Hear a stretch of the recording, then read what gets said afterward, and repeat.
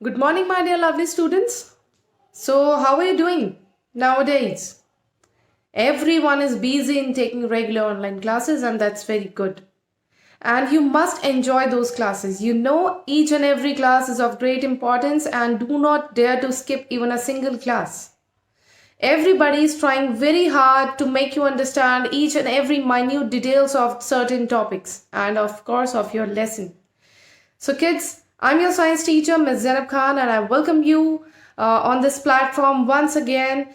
Quickly mention your name, class, and section in the comment box for the attendance, and have a rough notebook with you to note down some important points. So, kids, as you know that we are on chapter number 2, air and water, right? And in our previous video, we completed properties of air and atmosphere. But today, we are up to something very unique, and our topic is also unique and very interesting. Okay, so without wasting any time, let's start our today's session. Water and its sources. This is our today's topic.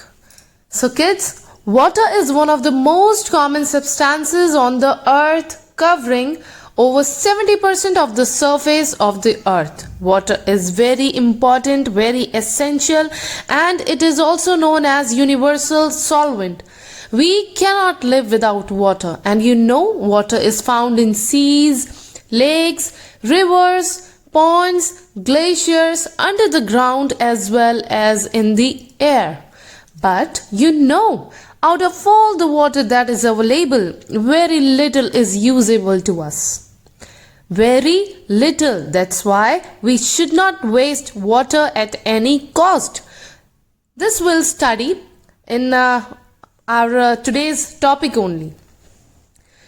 So, water in the seas and oceans is salty and cannot be used, while water in the glaciers is frozen and is not freely available. These are the natural sources of water you can see: ocean, rivers, ponds, lakes, streams, etc. Okay, kids, but the main source of water on the earth is rain. Do not forget this word. Rain is very important. Rain fills oceans, seas, lakes, and other water bodies. So, in short, rain is important for you, for me, and for everyone.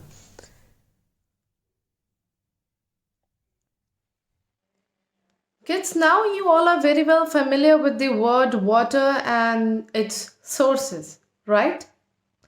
But do you think that we are drinking pure water? Is it safe for us? Are there any kind of impurities which are being added into the water? Just think about it and tell me in the comment box.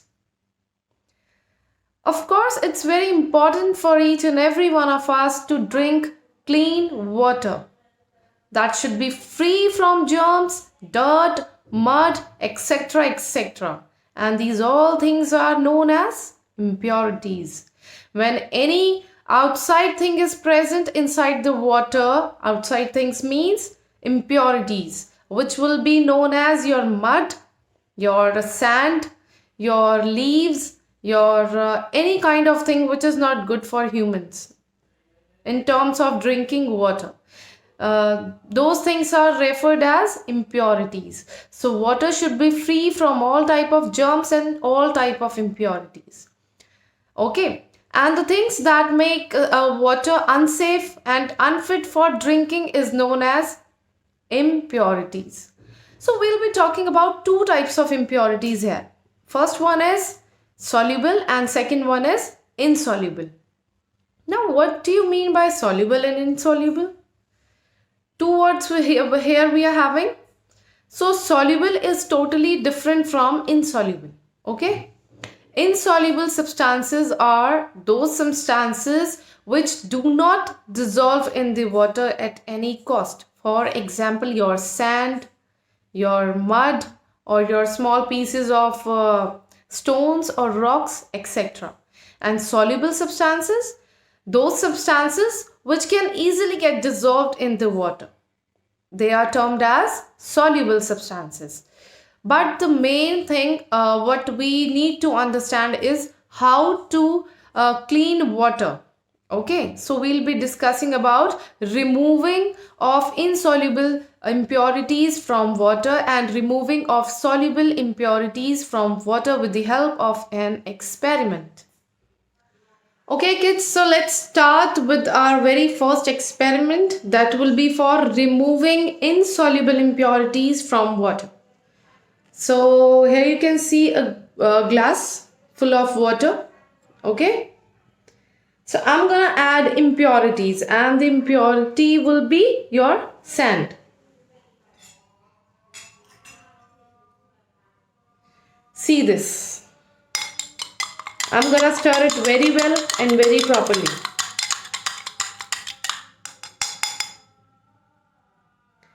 Here you can see impurity is being mixed into the water very properly, and of course we can't drink this water, right? This is your impure water and let it settle for 5 to 10 minutes. Impurities will settle at the bottom of the glass and this process is known as sedimentation.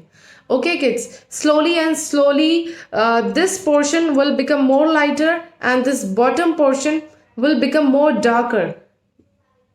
You can see here, see? Impurities are getting together each other.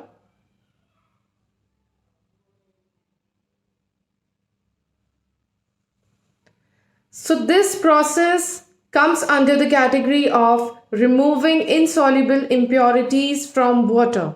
This process is known as your sedimentation. Okay, and you can use, in fact, anybody can use the chemical named as alum for further improvement in the process known as sedimentation. Now I'm going to show you a filtration method. With the help of filtration also, you can purify the water. But boiling is very important even after filtration.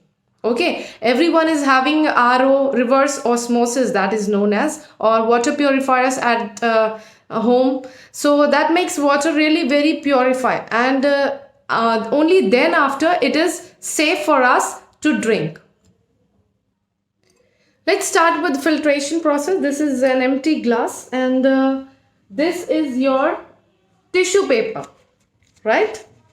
This is your tissue paper. So the material required will be an empty glass, tissue paper and a strainer. Keep it like this. Place tissue. You can also use filter paper, but here I'm using tissue paper. Both will work on the same basis. Now I will show you little form of pure water.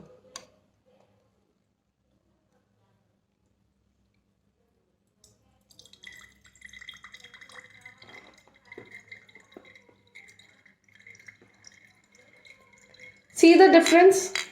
This process is known as filtration, and you can see the water is clear, though it is muddy just due to the presence of lots of mud inside the glass, but the water is clean at the bottom, and here you can see the impurities, correct? So this process is known as your filtration. This one is sedimentation and this process is known as filtration. This is your last experiment and this could be performed in the laboratory only. So no need to perform this activity at your home. This is just for the understanding purpose. This one is related to removing soluble impurities from water. Okay, you can see this is your burner. Understood? So what is going on here? This process is known as distillation. Okay. So in distillation process, impure water is heated till it boils. Then boiling leads to formation of water vapors. Okay. The impurities are left behind and the vapors enter the condenser that is kept cool using cool water from a tap. Water vapors inside the cool condenser turns into water again and gets collected in a flask. So this distilled water is the purest form of water and is free from any germs or impurities. It is used in laboratories, medicines, etc. Understood? And another method is evaporation, which you are very well aware about it. So this is all about your removing soluble impurities from water.